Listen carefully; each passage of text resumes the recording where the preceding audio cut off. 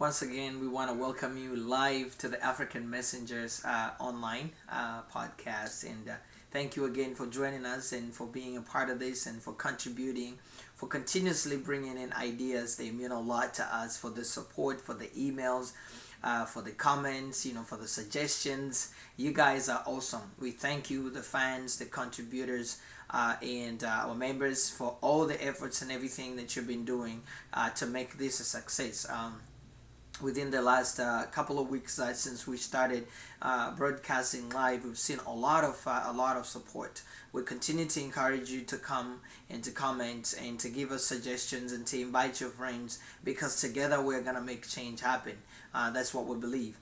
But today is kind of like an interesting thing. But before I get into that, I also want to encourage you that you can visit the African Messenger channel on YouTube.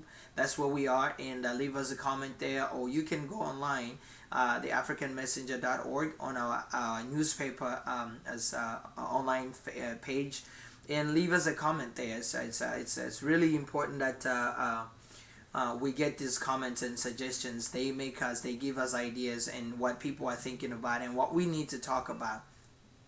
But today is really important that we talk about something that is really interesting that someone suggested that we talk about, because they felt like, and we've seen a lot of these, but just being there and seeing it closer to family, to friends, everywhere, like people are kind of doing these things, and mostly kind of like young people again that we're trying to target and outreach to kind of make them understand, what realities of life are.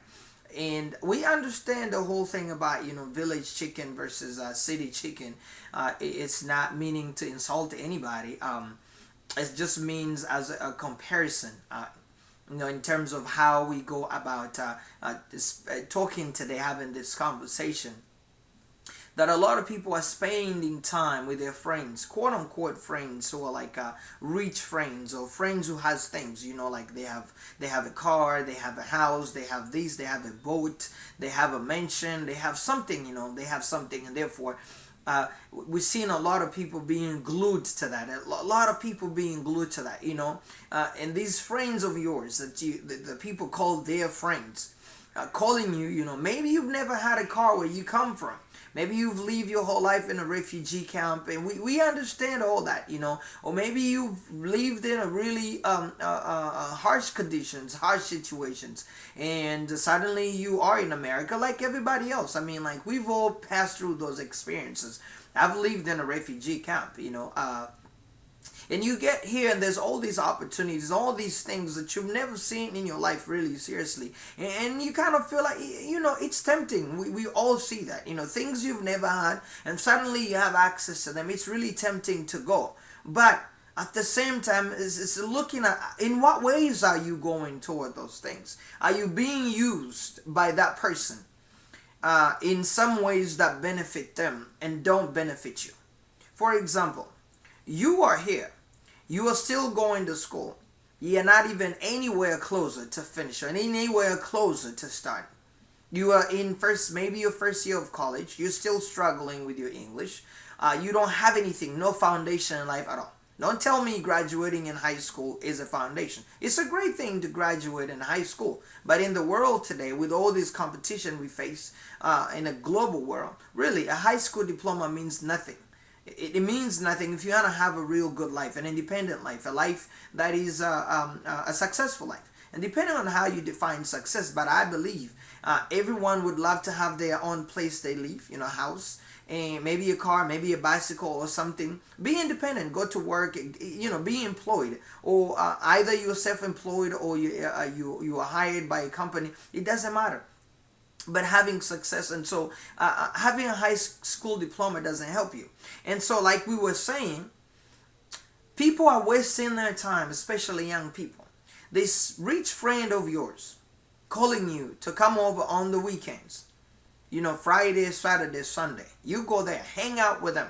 Maybe they rented a limousine and you get in there and people are getting drunk and they have all these girls or these boys, whatever you want to call it. You go to their houses, big house. You know, they live in Lake Oswego, or they live in Troutdale and Fairview, or in Beaverton, way down in Hillsborough, whatever it is.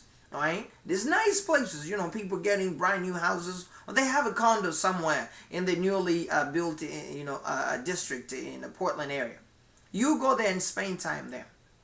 My question to you is this: you, just at the beginning of your life, not having anything, no foundation, nothing, going out and spending time with these people, making you feel like you belong somewhere. Okay, you go to a restaurant, everybody knows them, to this fancy place, and when those people serving, they greet you, you feel so good because they know you're a rich friend, and you feel like really you're somebody. But when the day is all over, when the weekend is done, you are going back to that house, that apartment that's got mold in it, because you can't afford any better apartment. You need to figure out one that was built in 1900 to stay in it. You're breathing all this crappy stuff, and you don't even have a chair in the house. But yet, you are wasting 3 days of precious time. You could be thinking about something better, hanging out with these rich friends, or like these friends that apparently seem to care about you. Do you ever think for a minute that maybe these friends are bored with what they have? They've already accomplished their lives. They have done something with their lives. They have accomplished something. They need someone to keep company with them. They need someone to hang with, to hang out around with, like you call it, hang around, with them. So they can feel like humans. Or they can feel like at least there's something. It's like their pastime. They're pastime because they have accomplished so much. They have everything they need in life. They need a friend to be with them, to hang out with them. And there you are. You become that tool they're using to hang out with. And you go without asking yourself a question. What have I accomplished? You realize you're a freeloader, just going with the wind. It pushes you to the left, you go. It pushes you to the right, you go. And as crazy and ridiculous as it is, people are still thinking. Like, seriously, not able to think, not thinking to say, okay, they have accomplished that. Where do I fit? What is next for me? Where do I want to go with my life? Don't you want to have that independence? Reach that area, that level of life where you want to be with them to the same level, maybe closer to that. See, I had a friend, not one, a couple of them. Same thing, very good to do friends. They making good money, big engineers and doctor. And we decide someday, they want to go out in a fancy restaurant and stay there. They rented a place and we want to have something to eat. I went there once. And once in my life I realized, what am I doing here? I could be editing my book. I could be writing something. Yes, I need my pastime. I need some time down. I need time to relax and do things in life. But this is not the right way to do it.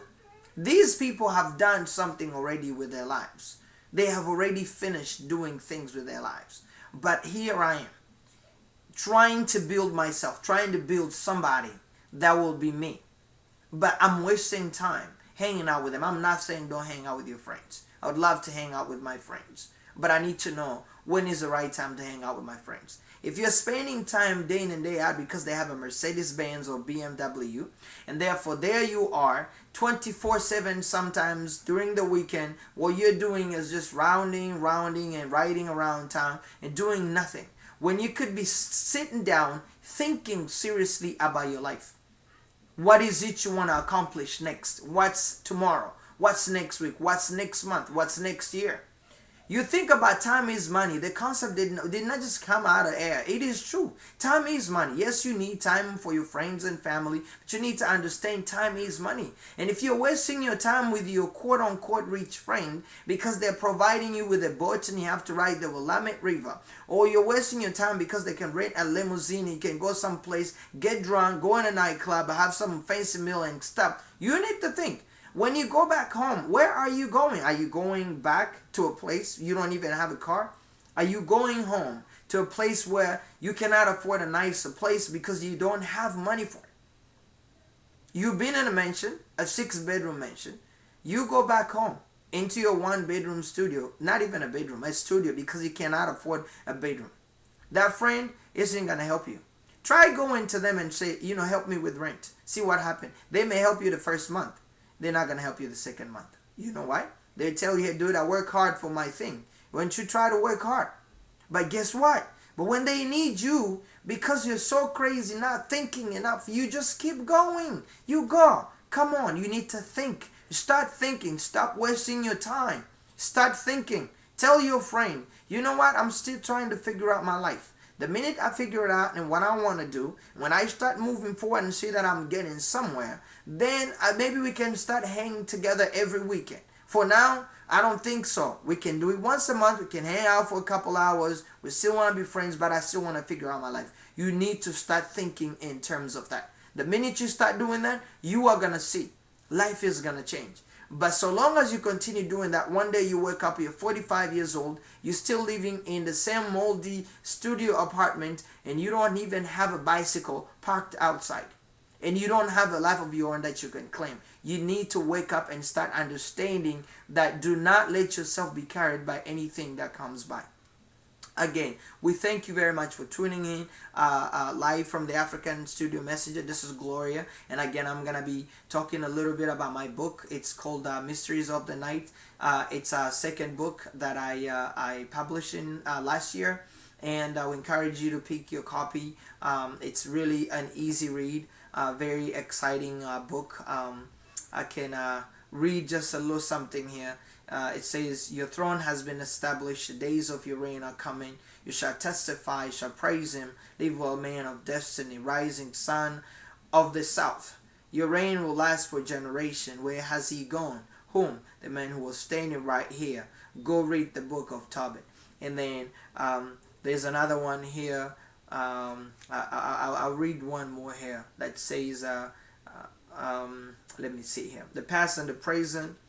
It says, those who hold on to the stick of righteousness see the day after dark. They go on to the next land where the light walks them through. They are keepers of the gate, guides to those who follow the right path. Do I have one? Do you have one? So that's kind of like just like a little some paragraph with there. So I want you to pick one. It's called again Mysteries of the Night, published in 2009. Pick yourself a copy and enjoy it. So I thank you again for tuning in live to the African Messenger, and I want to ask you to continue sending us the suggestions and topics, and we'll continue discussing them as they come. Again, live from the African Messenger studio, this is Mr. Gloria Ngazao saying peace to you and your family. Have a good afternoon or good morning or good evening depending on where you are. Thank you very much for participating.